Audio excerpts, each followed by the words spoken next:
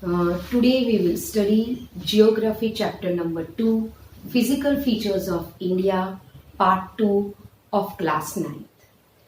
Before starting with our new topic, first we will study about whatever we had done in our previous lecture. So in previous lecture, we had studied about the 5 physical features of India. First is Himalayan mountain range, second is northern plain, then peninsular plateau, islands and Indian desert. So we had taken topic of Himalayan mountain range. So as I had discussed with you that Himalayan mountain range is the, according to geological, it is the young mountain. It is a fold mountain.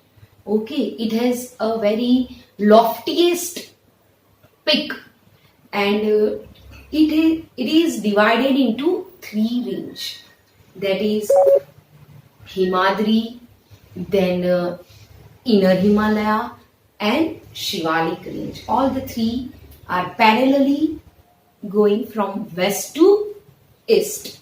In that, so many world highest peak is located, and it is a one kind of barrier, means a boundary from west to east, and its width is 400 kilometer in Kashmir and 150 kilometer at Arunachal Pradesh. So all this thing we had studied. So now today we will start with our new topic. The topic is the northern plains of India. As you see in this map, the green part, this whole green part is covered with the plains. This is a part of India's northern plains. You all know what is called plains. Plains is a flat, fertile land on which we are living. We are doing economic activity, agricultural activity, we are living also. So we can do so many things. And where there is a plain, there is a densely population. Okay, so northern plains has been formed by the interplay of 3 major rivers. What? In northern plains there is a 3 river system. 3 very long and biggest rivers located in this region. That's why you all know that all our ancient civilization were on the river only. So these 3 main rivers, very big rivers, are flowing in this northern plains. The Indus, the Ganga and the Brahmaputra. These 3 are the 3 river system. This in detail we will study in our next chapter. So the Brahmaputra alone with the tributaries. Now what is the meaning of tributaries? When the small streams connect with the main river is called tributaries. So the Brahmaputra have so many tributaries, so many small rivers are merging in Brahmaputra rivers. And this plain is formed of alluvium soil. Alluvial soil is a very fertile soil, and this all alluvium comes from the river water and deposit on the bank of the river. So the deposition of all the alluvium in a vast basin. Basin means the kinara, means the bank of the river, and this basin lying a foothills of the Himalayas over a millions of years, and they formed a fertile plain. Due to the deposition of alluvium, this plain is very fertile, so we are growing agricultural crops to satisfy our hunger. So it spread over 7 lakh square kilometer, the plain being 2,400 kilometer long and 240 to 320 kilometer broad. So is a densely populated physiographic division. here in this plain population is more compared to other physical features. Okay, so it has a very rich soil combined with adequate water supply and a favorable climate. It is agriculturally a productive part of India. So, the river coming from northern mountain are involved in depositional work in the lower course. Lower course means where there is a slope, a lower level, lower lying area. Due to the gentle slope, there is a slope because the mountains are there. So that's why there is a gentle slope on the north part of India. So the velocity of the river decreases due to the slope. So which result in the formation of ravine island. What is called ravine island? Ravine island means a water body is there and surrounded there is a land. So in some part of our north, we can see that ravine island.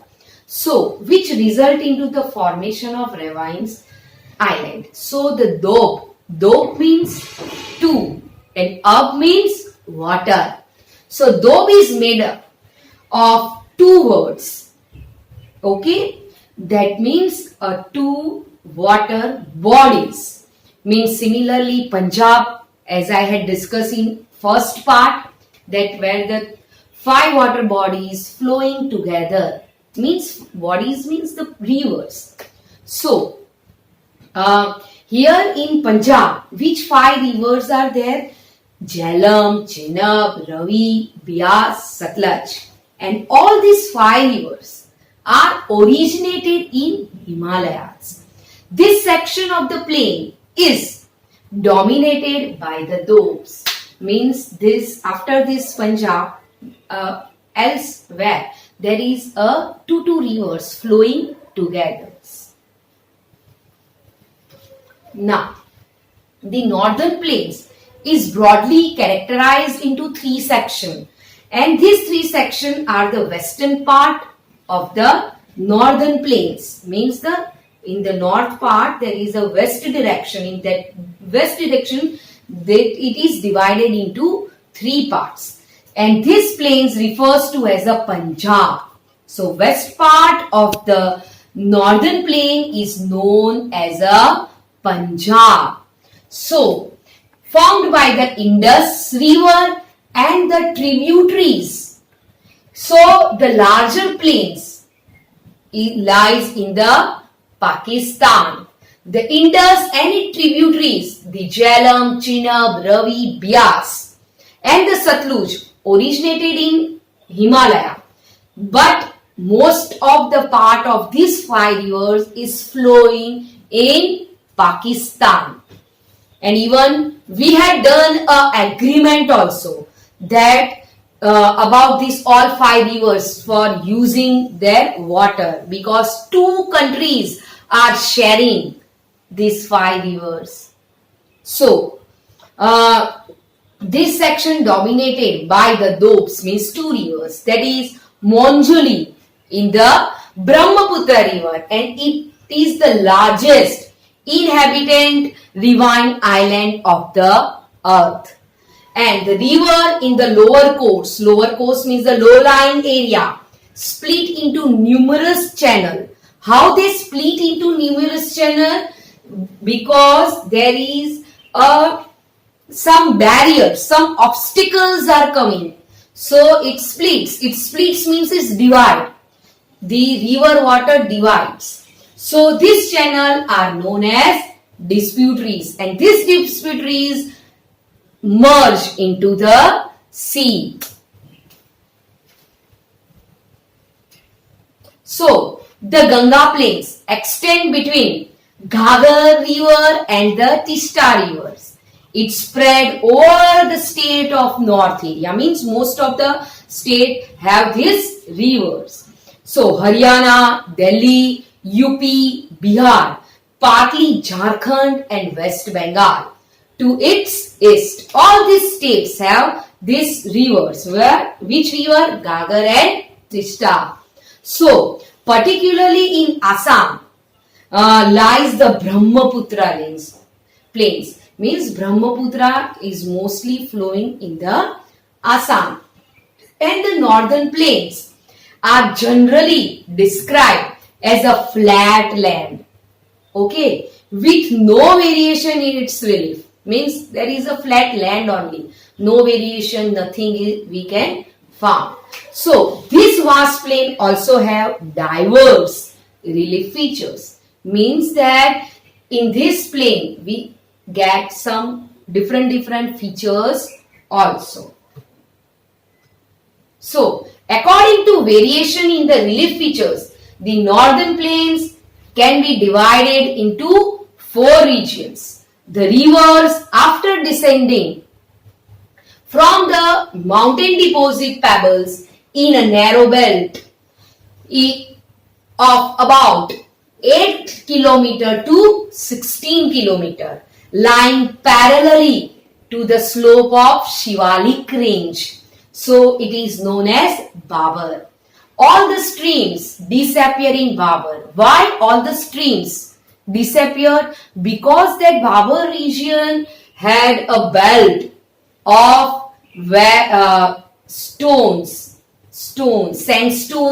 are there. So when any streams came there, it disappeared, and after some part it remerged and create a wet, swampy, marshy region known as Tarai region, where there is some part of water is there, but its width is not good. It is not full of water.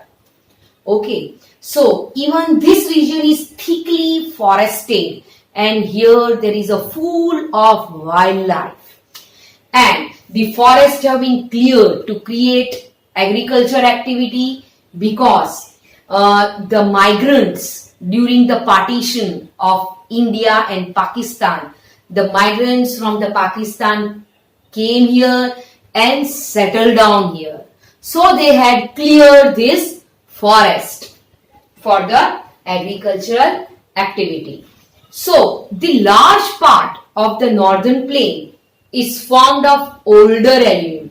See students, there is a 6 type of soil. In that, alluvium soil is a very fertile soil, and alluvial soil is divided into 2 parts, Khadar and Bangar. Khadar is newly alluvial soil and Bangar is old alluvial soil. So in this plain, northern plain, this flood plain, the river present like a terrace, means a flat. Okay, means the low-lying feature is there here, and it is known as Bangar. Means in the low-lying, the Bangar soil be available. So this soil in this region contain calcareous. Calcareous means the conquered. We locally known as a conquered. So due to this conquered, it is not very fertile. The newer, younger deposits of the floodplains are called Khadar, and they are renewed almost every year. So Khadar is a very fertile. Thus it ideals of intensive agriculture. What is called intensive agriculture? Intensive agriculture means using the modern technology in agriculture. And here the farmers are growing the cash crops. So students, here our northern plain is finished. Now we will start with a peninsular plateau. See, this is an image of one place of plateau. So this kind of thing we can see when we go and visit some South India. See, here is a map of India. In this map, all the blue part, it is a peninsular plateau. In the west side, there is a Malwa plateau, and in the eastern side, there is a Chota Nagpur plateau. And in between, this is a Deccan plateau. Here you see the green color. It is a Western Ghat. It is a continuous chain. And here it is a Eastern Ghat. It is a scattered chain. So, Peninsular Plateau. Peninsular Plateau is a tableland composed of old crystalline, igneous rock and metamorphic rocks. So what is called tableland? Tableland means a slope kind of land. It is not a flat land. It is a slope kind of land. And the old crystalline means where there is a lake. So Peninsular Plateau is composed of lake, igneous rock and metamorphic rock. And why this Peninsular Plateau is this physical features? Because due to the breaking and drifting of Gondwana land, you all know about the Gondwana land, that is one big landmass, and while tectonic movements taken place at that time, it is scattered and it formed a 7 different continent of our world. So this plateau is very broad, but it is a very shallow. Shallow means where there is not a deep width, and of valleys around it, and the round hills are also there. This plateau consists of broadly 2 divisions. 2 divisions are the Central Plateau, Highland, and the Deccan Plateau. Now, the part of the Peninsular Plateau lies to the north of the Narmada River, covering a major area of the Malwa Plateau, and that's why it is called as a Central Highland. So the Vindhya is bounded by the Satpura range to the south and the Aravalli on the northeast. So the further westward extension gradually merged with the sandy, rocky desert of Rajasthan. Means some part of the Rajasthan is also in Peninsular Plateau. So now, the flow of the river draining in this region, namely the Chambal, the Sindh, the Betwa, the Ken, are in the southwest to the northwest, indicating the slope. Means all these rivers are flowing in a slope. So the Central Highlands are wider in the west and narrow in the east. So the eastward extension of this plateau is locally known as Bundelkhand or Baghalkhand.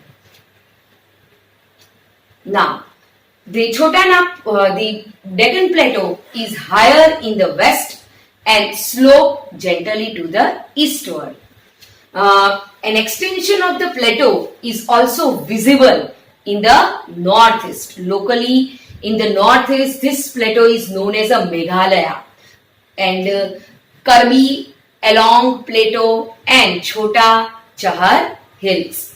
So it is separated by the faults from the Chota Nagpur Plateau. Means this Meghalaya, Karbi Along Plateau and North Chahar Hills are separated with what? With Chota Nagpur Plateau.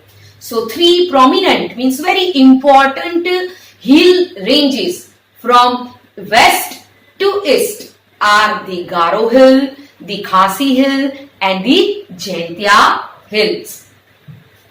Now, the Eastern Ghats and the Western Ghats. As I had told you that Western Ghat is a continuous chain and the Eastern Ghat is a scattered chain. So Western Ghat is marked in the western side of India and Eastern Ghat marks in the eastern side of India. So Western Ghat lies in the north coast and they are continuous and can cross through out on lake. So the Western Ghat are higher than Eastern Ghat. The average elevation means the height, is 900 to 1600 meter as against 600 meter of the Eastern Ghat. Means the height of the Western Ghat is more than Eastern Ghats, and the height of the Western Ghats varies from place to place. The Eastern Ghats stretch from the Mahanadi River to the Nilgiris in the south. Eastern Ghat are discontinued and irregular and dissected. Dissected means it divided by river draining into Bay of Bengal. Means the river which are flowing in the Eastern Ghat don't meet Bay of Bengal. They don't drain in Bay of Bengal. So the Western Ghat caused orographic rain. What is called orographic rain? Due to the precipitation, the rain scale, it is called the orographic rain. By facing the rain, bearing moist wind. Moist wind means the wind which have a moisture in it, to rise along the western slope of the Ghat. Now, the Western Ghat are locally known by different names. So, the height of the Western Ghat progressively increase from north to south. So, the highest peak include the Anaimundi is 2695 meters and Doda Belta is 2637 meters and Mahendragiri 1501 meter is the highest peak in the Eastern Ghat. Sheroy Hills and Jawadi Hills are located to the southwest of the waterfall in the Chota Nagpur Plateau. Eastern Ghat locate the famous hill station of Uday Mangaladam, popularly known as Uti, and Kodai Canal. So, one of the distinct feature of this peninsular plateau is it is covered with the black soil. That is why it is known as a Deccan Trap. So, this is of volcanic origin. Why this black soil? Due to the volcanic origin. Volcano had cooled down and then this part have a black soil. And due to the nucleated over time and are responsible for the formation of black soil. The Aravali Hill lies on the western and the northwest margin of the peninsular plateau. These are highly eroded hills. Highly eroded means they are scattered hills, not they are broken hills, scattered all over the area, and they extend from Gujarat to Delhi in the southwest to northeast direction. So students, here we are finishing our topic, and in our third part we will discuss about island and coastal areas. Thank you.